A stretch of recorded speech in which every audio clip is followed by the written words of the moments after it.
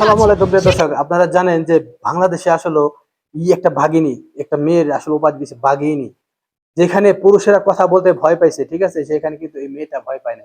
সে India নিয়ে কথা বলছে, সে আওয়ামী লীগ নিয়ে কথা বলছে, হাজার হাজার লোক দেখতেছে, তারা কিন্তু সাহস পাচ্ছে না।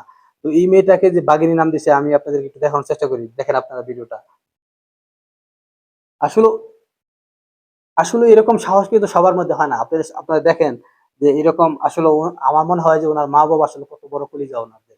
মেয়েটা যখন এত বড় কলিজা, তাহলে তাদের না জানি কত বড় কলিজা কলিজা দেখেন। বাংলাদেশে আনতে পারতো না। লন্ডনের সাথে এই চুক্তি তারেক রহমানকে নিয়ে দেখতে আসার জন্য পাচ্ছেন, শেখ ওনাকে হাসিনা নাম দিচ্ছে বাঘিনী।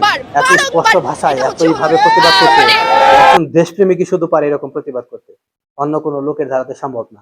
তো যদি এই মেয়েটার প্রতিবাদ আপনাদের ভালো লাগে, পছন্দ হয়, তাহলে অবশ্যই লাইক, অবশ্যই কমেন্ট, অবশ্যই শেয়ার।